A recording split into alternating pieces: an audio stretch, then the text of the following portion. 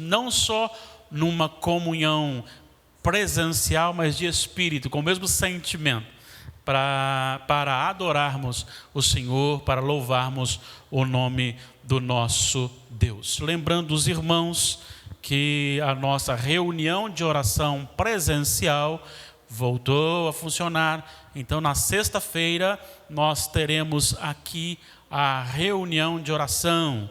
E Damares e eu estaremos chegando, possivelmente já estaremos lá em Carandaí, onde estaremos participando das programações especiais relacionadas ao aniversário da igreja. No sábado estarei falando aos homens, domingo de manhã e domingo à noite, pregando. E talvez daí uns 15 dias voltando. Não, tem uns 15 dias não. No máximo até quarta-feira nós estaremos retornando, né? Mas com certeza, sexta-feira aqui será um momento muito especial. Então, você, membro da igreja, vem orar, faz muito bem ao coração. Segunda epístola de Paulo aos Tessalonicenses, capítulo 1, versículos de 3 a 12.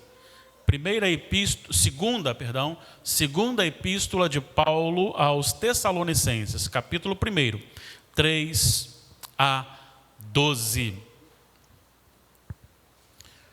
Assim está escrito: Irmãos, cumpre-nos dar sempre graças a Deus no tocante a vós outros, como é justo, pois a vossa fé cresce sobremaneira, e o vosso mútuo amor de uns para com os outros vai aumentando a tal ponto que nós mesmos nos gloriamos de vós nas igrejas de Deus, à vista da vossa constância e fé em todas as vossas perseguições e nas tribulações que suportais, sinal evidente do reto juízo de Deus, para que sejais considerados dignos do reino de Deus, pelo qual, com efeito, estáis sofrendo.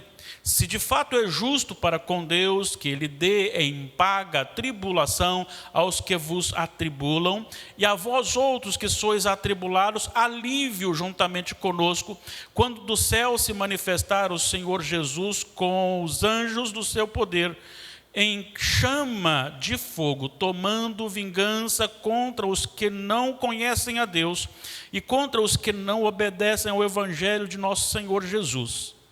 Esses sofrerão penalidade de eterna destruição, banidos da face do Senhor e da glória do seu poder, quando vier para ser glorificado nos seus santos e ser admirado em todos os que creram naquele dia, porquanto foi crido entre vós o nosso testemunho. Por isso também não cessamos de orar por vós, para que o nosso Deus vos torne dignos da sua vocação e cumpra com poder todo o propósito de bondade e obra de fé, a fim de que o nome do Senhor Jesus seja glorificado em vós, e vós nele, segundo a graça do nosso Deus e do Senhor Jesus Cristo. Que o Senhor, atendendo à oração já feita, nos ilumine, nos edifique, nos corrija, nos repreenda, nos encoraje, em nome de Jesus. O tema de hoje é como permanecer firmes nas aflições. Como permanecer firmes nas aflições. Se você olhar aqui a saudação das duas epístolas de Paulo, elas são muito idênticas, porém a segunda ela tem uma intensificação, como se fosse algo mais progressivo, algo mais direto e apontando para um resultado mais positivo ainda. Paulo sempre se preocupou com as igrejas por onde ele passou, plantou, e outros assumiram o seu pastorado, mas ele sempre recebia notícias e ele sempre escrevia a essas igrejas, resolvendo problemas doutrinários, encorajando as igrejas. E se você observar a primeira epístola para a segunda, Paulo também, na primeira, vai dizer assim: dou sempre graças a Deus pela operosidade da vossa fé, pela abnegação do vosso amor e pela esperança firmada em Jesus. Agora, aqui, ele também trata dos primeiros 2 pontos ou assuntos relacionados, porque ele vai falar também da fé, vai falar também do amor. Só que agora não é uma operosidade da fé, mas é um crescimento esplêndido da fé. Vai falar de um amor que é continuado, algo direto entre os irmãos, crescido e continuado. Só que ao invés de falar agora da esperança, ele vai falar da firmeza nas perseguições. E a razão de estar trabalhando isso é porque nós também, como igreja, passamos por perseguições, tribulações e aflições. Em todo sentido. Às vezes até mesmo na nossa falibilidade, nós deixamos transparecer, e Satanás ele é astuto, e ele descobre que um sofrimento pode nos enfraquecer, então ele luta, ele intensifica, ele é astuto, ele vai trabalhar nesse sentido, para tirar a sua fé. Só lembrando, Satanás não está interessado em você, Satanás não está interessado se você é pobre ou rico, ele está interessado naquilo que você é mais fraco para lhe tirar a fé. Esse é o objetivo de Satanás. E há também as aflições por perseguição. Eu creio que no Brasil nós não tínhamos, pelo menos a nossa geração, nós não tínhamos passado por nenhuma tribulação ou aflição, ou até mesmo, em certo sentido, uma perseguição mais direta, como nós vivemos. Nós percebemos isso com facilidade, né? Ouvi dizer, via alguém falando sobre um homem que estava em determinado local e começou a chorar e falar para as mulheres: eu peço perdão por ser homem, né? Coisa do tipo, né? Bem diabólico, bem lá das profundezas mesmo, né? Peço perdão por ser homem, peço perdão por ser branco, coisas do tipo, né? E então assim, você começa a observar a intensificação contra Jesus que nós não experimentávamos antes. Antes nós éramos muito mais respeitados, muito mais, até aplaudidos em alguns momentos por algumas pessoas. E tínhamos facilidades de fazer muitas coisas. Hoje, no mundo da ideologia, no mundo da ideia, nós temos sido extremamente perseguidos, experimentamos isso, não extremamente, né, lógico, mas daquele que não experimentou nada, experimentar agora algumas aflições. A igreja de Tessalônica também estava passando por algumas aflições, e Paulo, então, na sua saudação, ele trata já de uma forma muito especial, mostrando como eles devem agir e o que deve encorajá-los para permanecerem firmes. Então eu queria destacar aqui algumas lições. Eu não poderia demorar muito, porque eu tenho 4 lições aqui, o texto é muito rico. E eu estava fazendo a nossa devocional em casa, Damares e eu, na segunda-feira, e quando eu li este capítulo, eu falei: não, eu tenho que pregar sobre esse capítulo, eu preciso pregar sobre esse capítulo, porque o meu desejo é que você receba o que eu recebi, e que o Espírito Santo aplique ao seu coração o que ele aplicou ao meu coração. Então vamos aqui, versículos 3 a 5, nós lemos: irmãos, cumpre-nos dar sempre graças a Deus no tocante a vós outros, como é justo, pois a vossa fé cresce sobremaneira, e o vosso mútuo amor de uns para com os outros vai aumentando, a tal ponto que nós mesmos nos gloriamos de vós nas igrejas de Deus, à vista da vossa constância e fé em todas as vossas perseguições e nas tribulações que suportais, sinal evidente do reto juízo de Deus, para que sejais considerados dignos do reino de Deus, pelo qual com efeito estáis sofrendo. Muito bem, pensando nisso e pensando esses primeiros versículos relidos, nós vamos então pensar na seguinte afirmação: para permanecermos firmes nas aflições, nós precisamos estar bem espiritualmente. A condição espiritual boa é o fator determinante para suportar com firmeza as aflições. É interessante porque ele trata primeiro da fé plenificada. E é interessante porque aqui a parte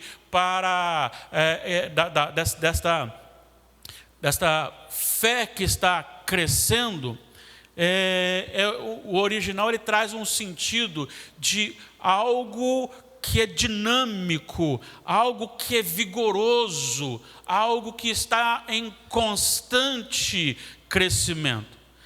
É algo que está não simplesmente no fato de acreditar em alguma coisa, mas de tal maneira acreditar que aquilo que está sofrendo ou passando o tempo presente é insuficiente para tirar esta fé. Vamos lembrar que o apóstolo Pedro disse para que possamos resistir ao diabo, porque ele está em derredor da sua vida como um leão rugindo, e o objetivo dele é tirar, é roubar a sua fé.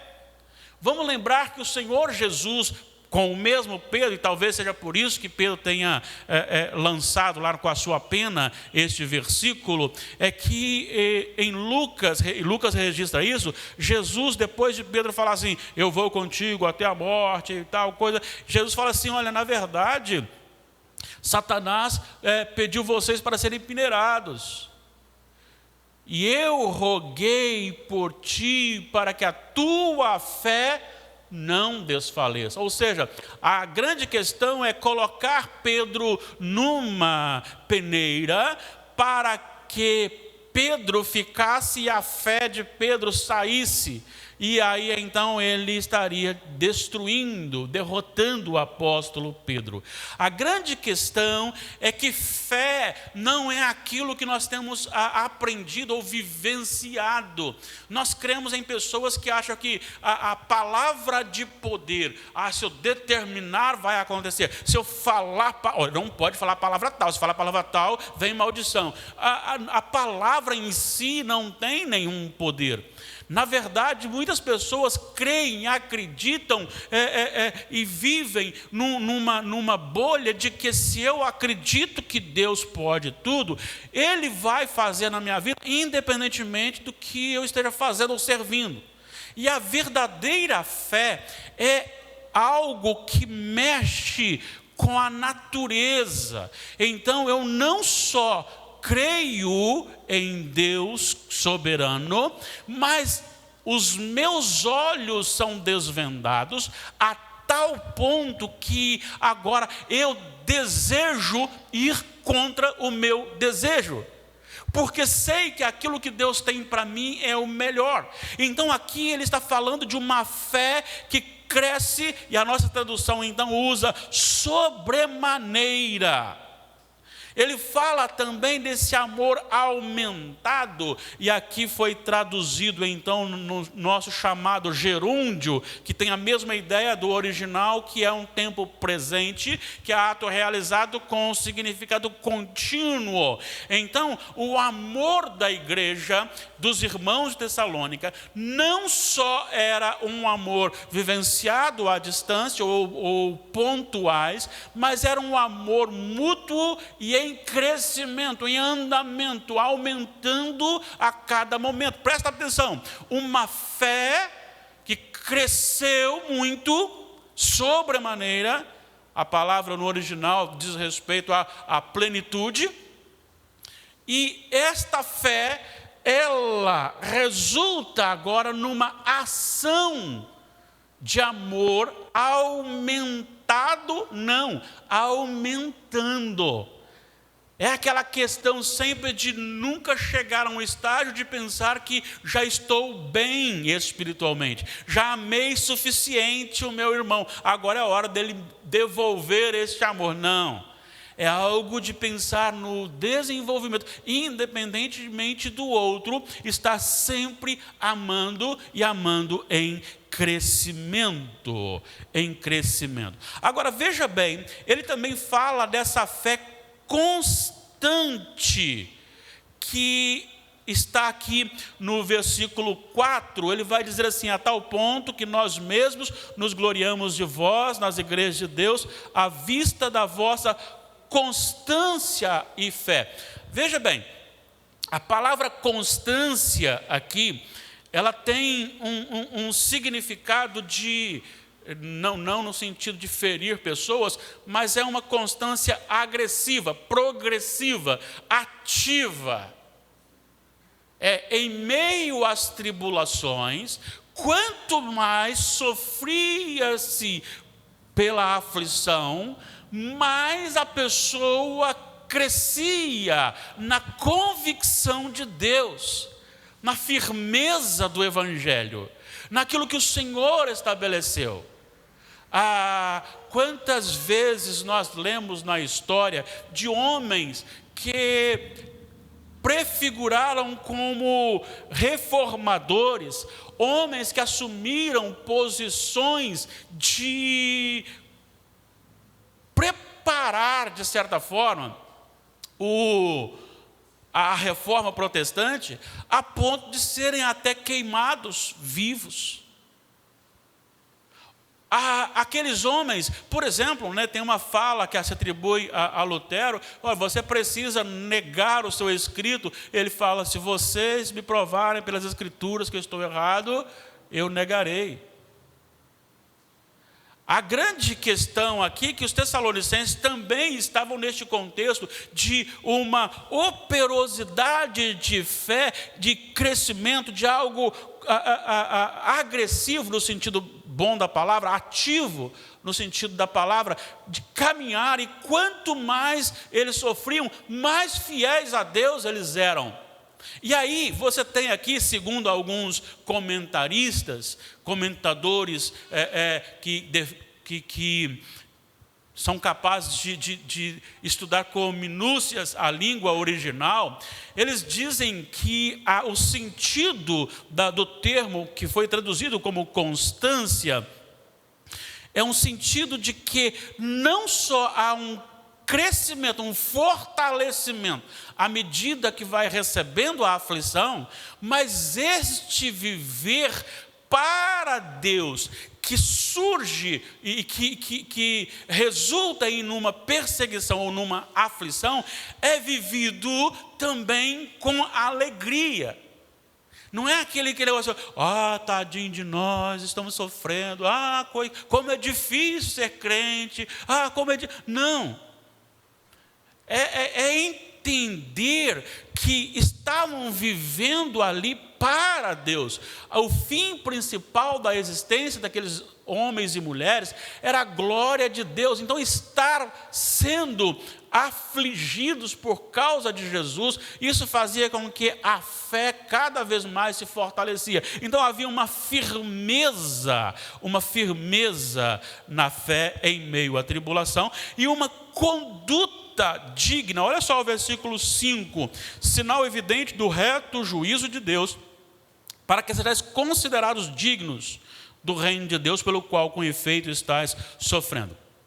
Lembra de Romanos 8, 28? Como é que diz lá Romanos 8, 28? Sabemos que todas as coisas cooperam para o bem daqueles que amam a Deus. Este versículo talvez seja um dos mais difíceis, não de ser entendido, mas de ser vivenciado. É fácil enquanto ele está sendo vivido na sua vida. É fácil para mim. É fácil enquanto você está passando pelas aflições e conscientemente, biblicamente, eu digo para você: acalma o seu coração, todas as coisas cooperam para o bem daqueles que amam a Deus. É fácil enquanto a aflição não é sobre mim. Então é fácil de ser entendido, mas é difícil de ser vivido, porque nós não conseguimos entender. Agora, o que é necessário? É necessário que a gente entenda que há um propósito soberano de Deus sobre a nossa vida, sobre todas as coisas. E agora aqui ele vai dizer que esta perseguição, ou essas aflições sofridas pelos nossos irmãos que estavam suportando, ele vai dizer perseguições e nas tribulações que suportais, no versículo 4, e depois ele diz o reto juízo de Deus, para que sejais considerados dignos. O que eles estavam passando, o que eles estavam sofrendo, e a maneira como eles estavam respondendo a isto, eles tinham que olhar e até dizer assim: olha, graças a Deus, porque se eu não passasse por isso, eu não saberia que sou, então, preparado por Deus para enfrentar essa tribulação. Ou seja, a vida, a resposta deles em meio à tribulação, comprovava que Deus havia realmente salvado, regenerado, feito nascer de novo. Porque enquanto eu estou aqui com tudo ao meu redor, talvez seja mais fácil passar e dizer que sou crente. Mas e quando as pessoas me abandonarem?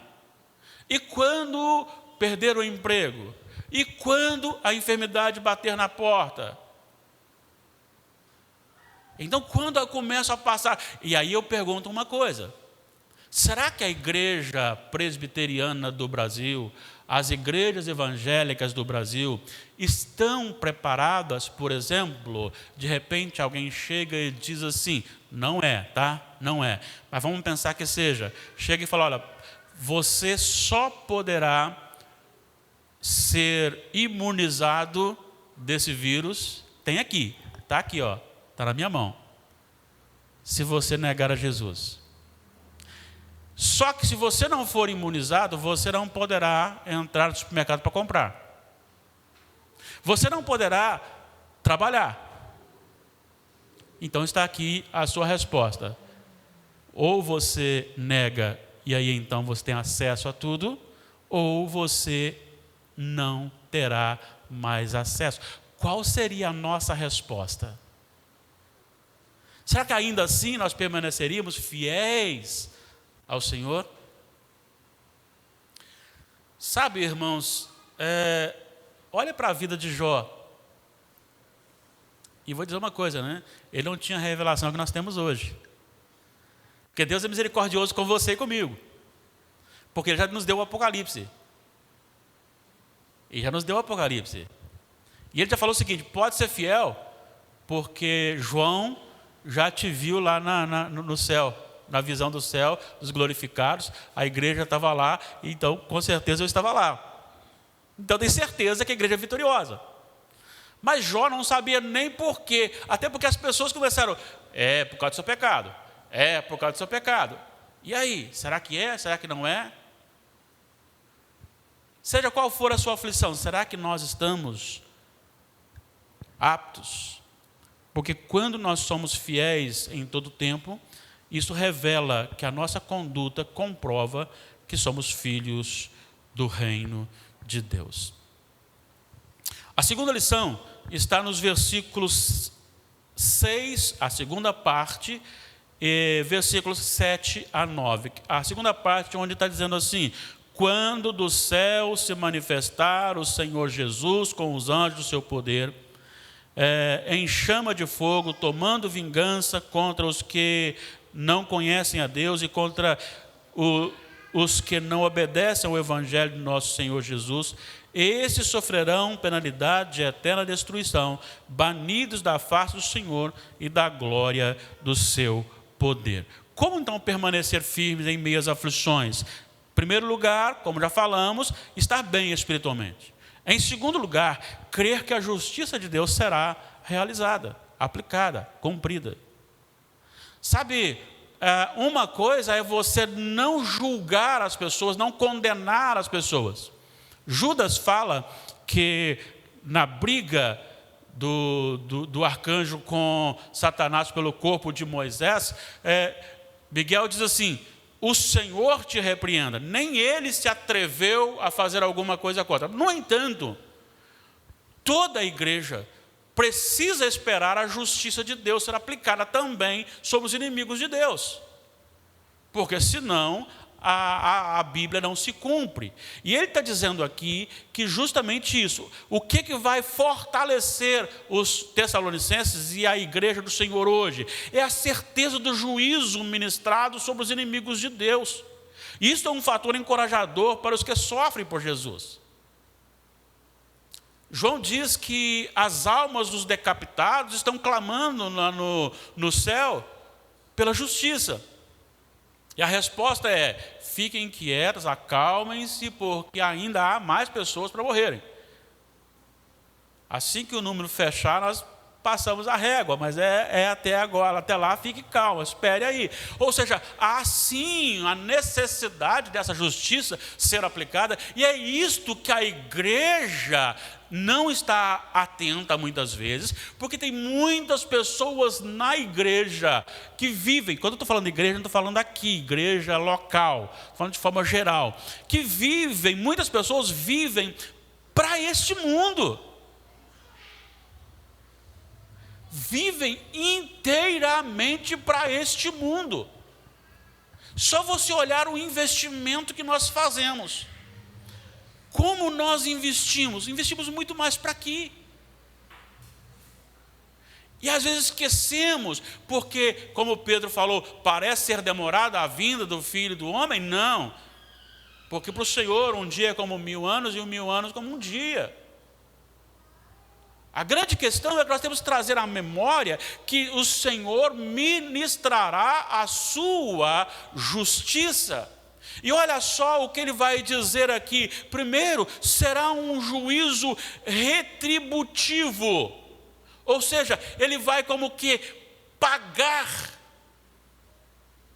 Interessante, porque a condenação, irmãos e irmãs, não é um ato de um Deus irado, simplesmente por uma questão de, fez, agora eu vou. Não, é um pagamento.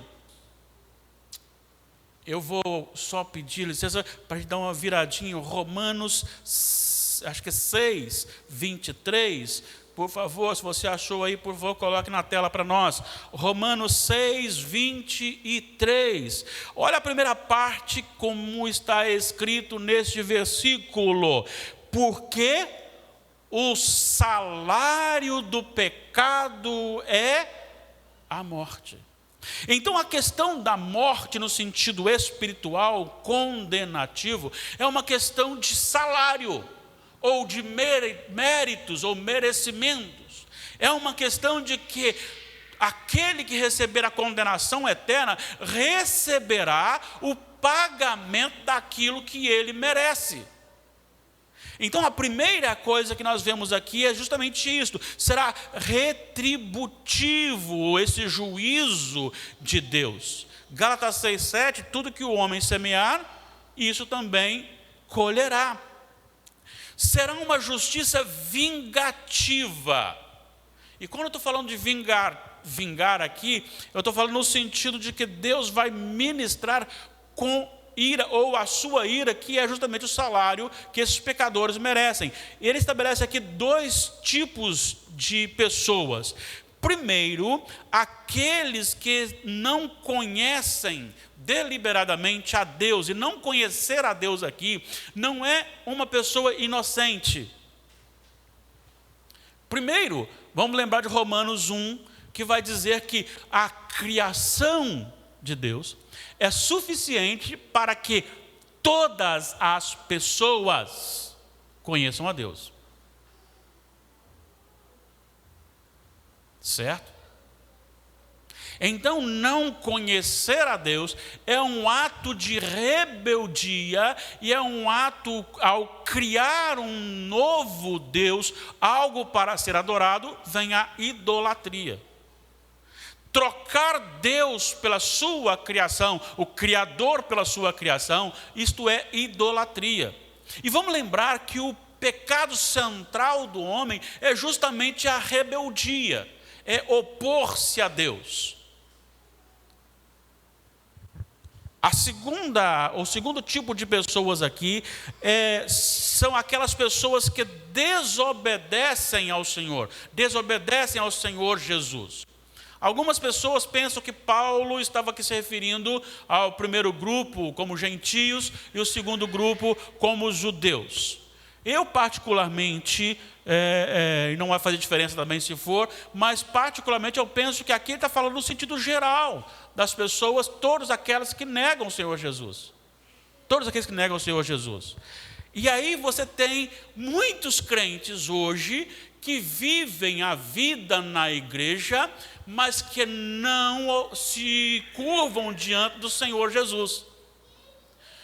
estou para servir a Jesus, enquanto o Senhor Jesus não ordena algo contrário à minha percepção, ou o meu desejo, ou o meu anseio.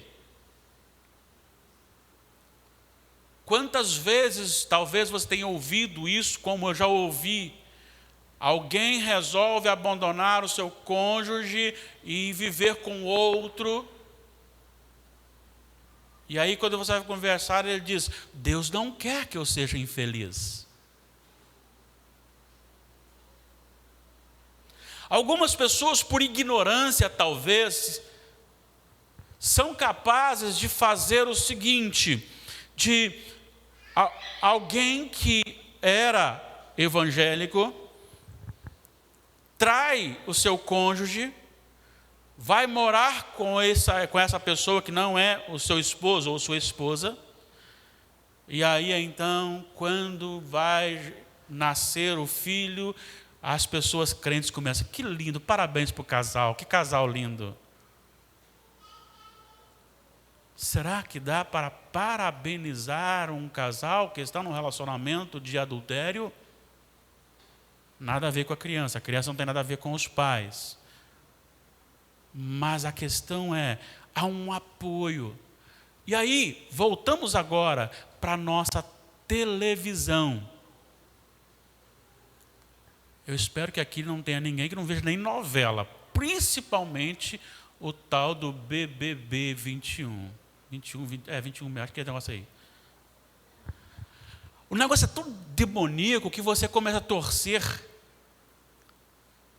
Às vezes o mocinho da novela, ou do filme que seja, por um erro, casou-se com alguém que ele não amava como amava uma outra, que tinha um relacionamento, ou outro que tinha um relacionamento. E aí você fica frustrado, porque você queria que ele casasse com a outra. E aí você fica torcendo para que, quando eles se encontram... Olha como é diabólico o negócio. Então, tenha cuidado, esteja atento para você entender que esse tipo de pessoa, desobediente à palavra de Deus, está no juízo. Versículo 9 será um resultado eterno. Preste atenção no versículo 9. Estes sofrerão penalidade de eterna destruição. Bom, se é eterna destruição, não serão destruídos, deixando de existir. Mas a penalidade, o sofrimento, o afastamento de Deus tem duração eterna. E a gente precisa acordar para isso, porque às vezes nós não temos orado como deveríamos orar por aquele que nós amamos e que está fora de Jesus.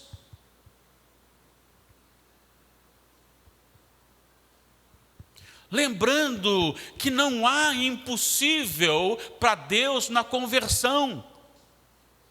Olhamos e pensamos: este aqui não converte nunca, esse daqui é muito amigo do Evangelho. Não, às vezes o que se apresenta enganosamente como amigo do Evangelho, talvez não se converta, e aquele que bateu, que brigou, que esperneou e que se declara ateu, se converte, porque é o Espírito Santo que aplica a salvação. Então precisamos zelar por isso, e aí vai dizer ainda: banidos da face do Senhor, do seu poder e glória. Deixa eu pensar uma coisa com você aqui. Sabe o que o mundo está muito feliz? É porque ele está falando de Deus, mal de Deus, odiando Deus, mas está recebendo as bênçãos de Deus, as misericórdias de Deus. Eu vou fazer uma afirmação aqui, por favor, me corrijam se eu estiver errado no ponto de vista de vocês. As misericórdias de Deus não são eternas. E são eternas. Não é? Não são eternas ou... Não são eternas e são eternas. As misericórdias de Deus são eternas para os eleitos de Deus. Ela continua na vida da igreja eternamente. Mas para aquele mundo sujo que odeia o Senhor Jesus, esta misericórdia encerra no momento da morte da pessoa. Porque a partir daí ela já começa a experimentar parte da sua condenação até o dia final. Não experimentarão, até porque no dia também não quererão a face do Senhor. A ideia aqui é o encerramento do benefício do Senhor. Por exemplo, o sol nasce para todos, sol e chuva. A terceira lição que eu quero discutir com vocês está no 7, voltando ao 7, na primeira parte, o versículo 10. A primeira parte do versículo 7 diz, enquanto ele diz assim no versículo 6, o Senhor dará em paga, tribulação aos que vos atribulam, mas no versículo 7 ele começa assim, e a vós outros que sois atribulados, alívio juntamente conosco, quando o Senhor se manifestar do céu com seus anjos. Versículo 10, quando vier, para ser glorificado nos seus santos e ser admirados em todos os que creram naquele dia, porquanto foi crido entre vós o nosso testemunho. Veja bem, os crentes receberão alívio. Alívio de quê?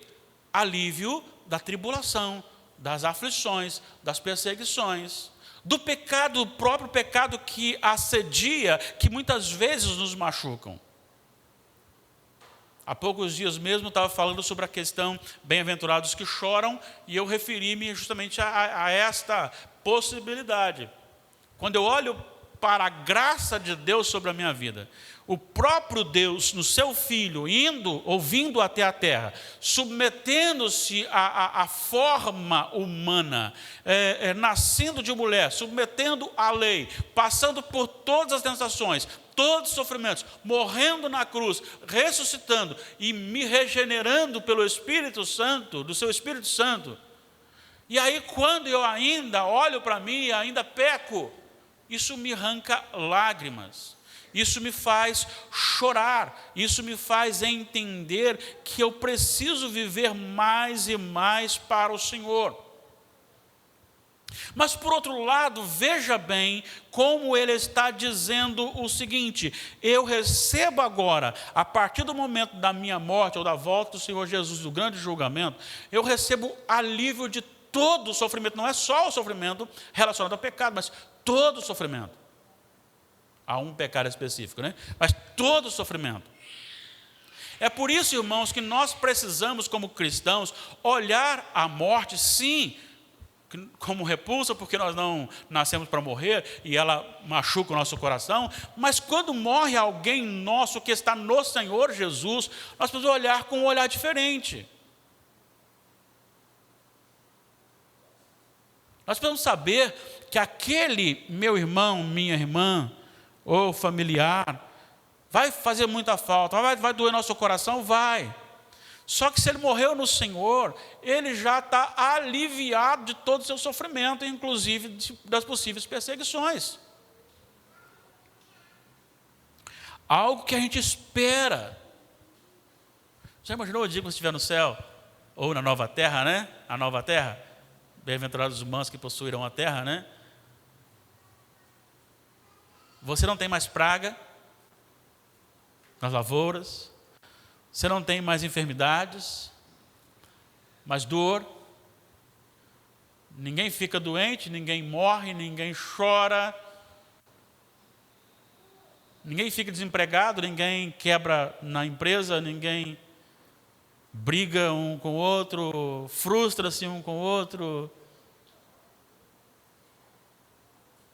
Dentro desse aspecto, você observando isso, os crentes receberão esse alívio. Agora, olha só a beleza, porque nós, os crentes, receberemos o reflexo da glória de Jesus em nós. Olha o que ele diz, olha só, no versículo 10, quando ele chegar a ser glorificado nos seus santos e admirado, nós seremos com um corpo glorificado, modificado, nós seremos um reflexo da glória do próprio Senhor Jesus, num corpo incorruptível. É isso que ele está trabalhando, está tratando aqui neste momento. Então ele diz que nós receberemos de certa forma, muitos participaremos dos atributos de Jesus, estaremos juntos com ele, face a face com ele. Então nós também seremos e o veremos como verdadeiramente ele é, e seremos então incorruptíveis.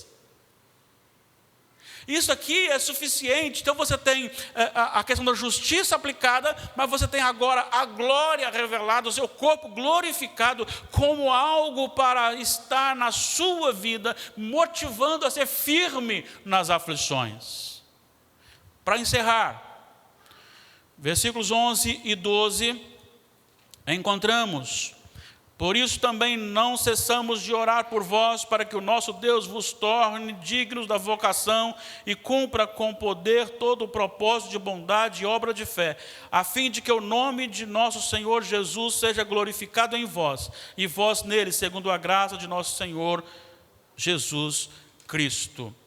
A minha afirmação é: a firmeza nas aflições caracteriza um filho do reino, e só é possível tal dignidade porque ela vem de Deus.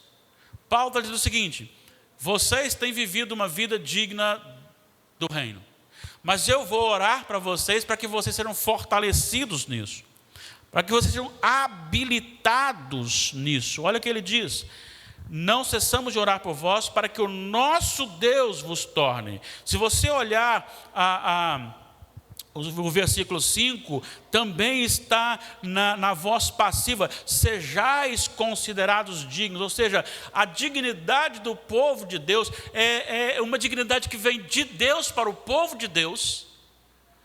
E à medida que mais e mais eu me santifico na presença de Deus, quanto mais eu me santifico na presença de Deus, é porque o próprio Deus me habilita a viver essa vida de santidade. Não é algo de mérito pessoal. Eu jejuo 4 vezes por semana. Olha o meu joelho como está machucado de tanto orar de joelho. Olha como é que eu estou magrinho porque eu tenho jejuado muito. Olha para mim, eu leio muito a Bíblia. Eu oro muito, então por isso eu vivo dignamente. Não, é claro que essas partes citadas aqui, de leitura, estudo, meditação da palavra de Deus, oração, consagração de vida, é um instrumento que Deus se utiliza, mas é Deus que dá, é Deus que faz. Por isso você tem muitas pessoas que sabem muito da Bíblia e que estão distantes de Deus. Tem pessoas que aparentemente têm uma proximidade muito grande de Deus, mas estão distantes de Deus na realidade. Porque esse crescimento, essa dignidade, a vida que você tem, se alguém olha para você e diz: olha, vejo Deus em você, caia de joelho e diga: obrigado, Senhor, porque isso vem do Senhor. Porque se conhecesse o meu coração verdadeiramente como é, não falaria isto. Esta dignidade, esta vida que o Senhor dá de santidade, que o Senhor opera para que você seja então um instrumento abençoador, um testemunho do Evangelho, esta vida que é colocada em você pelo Senhor Deus, esta vida é justamente a vida que vai fazer com que as pessoas olhem para você e glorifiquem a Deus que está nos céus. Vós sois a luz do mundo. Assim brilha a vossa luz, para que vejam a vossa dignidade e glorifiquem a vosso Pai que está nos céus. Agora veja bem, ela é uma habilidade vinda de Deus, ela é uma habilidade programada por Deus, e ela é para a glória de Deus. Para a glória de Deus. Irmãos, precisamos aprender a viver em santidade de vida, permanecer firmes nas aflições. Eu queria fazer algumas perguntas para a gente encerrar. Como você tem encarado as suas provações? Cada um tem a sua. Você tem visto como algo do homem ou você tem visto como algo espiritual? Você está firme na fé apesar das aflições? Pense nisso. Qual tem sido a sua maior motivação para continuar em Jesus? Vamos lembrar aqui? Ele julgará com justiça os seus inimigos. Pode ter certeza disso. Todo aquele que zomba de Deus receberá o justo juízo no último dia. E diz o autor aos Hebreus: horrível coisa é cair na mão do Deus vivo. Ele consumará o nosso descanso. Ele consumará. Pense aqui agora. Me ajuda aí, Natália. Como é que é o nome do hino que eu falei que podia cantar no meu sepultamento? Se caso vocês estiverem vivos quando eu morrer? Redenção. Vivo hoje estou aqui. Mas peraí, eu no caixão cantando, vivo hoje estou aqui, né? Na verdade fala que não teme a morte. Eu não temo a morte. Por que não temo a morte? Porque eu fui nascido de novo. A morte é a consequência do pecado, mas para o cristão Deus transforma a consequência do pecado num início de vida plena.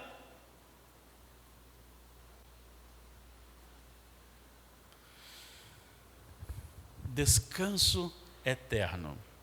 Espero que nenhum de vocês, caso estejam vivos lá no dia da minha morte, faça alguma coroa com saudade eterna. Porque se você colocar saudade eterna, é porque você não vai para o mesmo lugar que eu vou. E vocês não me perderão, saberão onde eu estou. Descanso eterno. E para encerrar, Ele nos ampara em todo o tempo da aflição, nos habilitando para uma vida digna de filhos do reino de Deus. São as motivações. Nós temos suficiente motivação para vivermos para Deus e nunca negamos o nome do Senhor em momento algum e em lugar algum.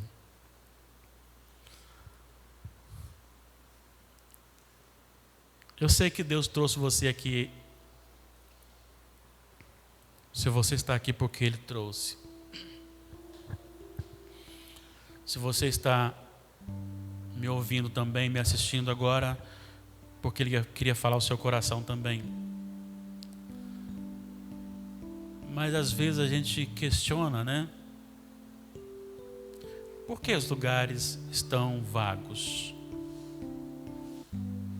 Será que todos os membros da igreja, 200 com maiores e menores, 282, se eu não estou equivocado, maiores e menores, será que todos, menos vocês, estão impossibilitados?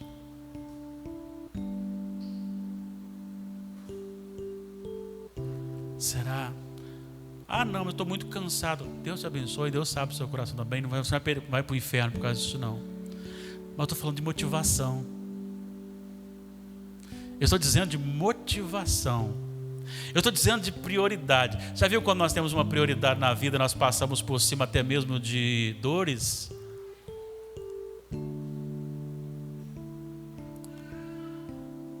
E a igreja ainda não sofreu aflições.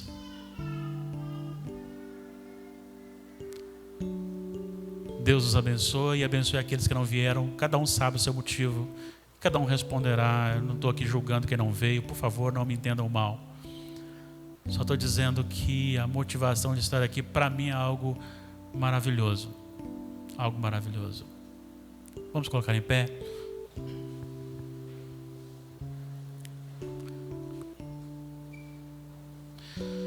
Senhor Deus, a começar em mim, quebra os nossos corações. Quebra-os, ó Deus, e refaze-os.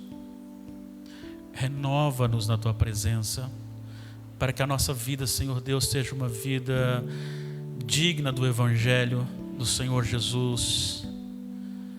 Que as pessoas, ó Deus, olhem para nós e glorifiquem e exaltem o nome do Senhor.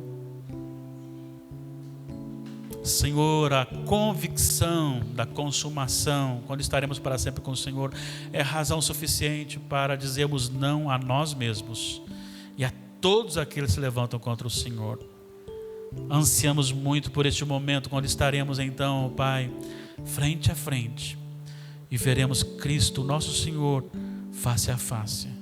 Nosso corpo será transformado, e não mais teremos pecado, não mais teremos impurezas, não mais teremos falibilidades, corruptibilidade. Ah, Senhor, como será maravilhoso esse dia. Ó Pai, sabemos que todos aqueles que se levantam contra o Senhor, se não se arrependerem, também serão, ou receberão aquilo que merecem. Nós, pela Tua graça, receberemos aquilo que não merecemos. Senhor, então fortaleça-nos. Eu não sei qual tem sido a aflição de cada um que está aqui ou que está me ouvindo em casa ou em outro local, mas Tu sabes, ó Deus, e peço que fortaleça-nos para vivermos para a glória do nome do Senhor com fidelidade, assim como aqueles crentes de Tessalônica estavam vivendo com uma fé ativa, com uma fé que crescia, com um amor que era aumentado diante das tribulações. Que o Senhor nos abençoe rica e poderosamente, em nome de Jesus. Recebamos a bênção. Que a graça doce de nosso Senhor e Salvador Jesus Cristo, o amor de Deus Pai Todo-Poderoso, a comunhão, as ternas consolações do Espírito Santo sejam conosco, sejam com todo o povo de Deus hoje e para todo sempre.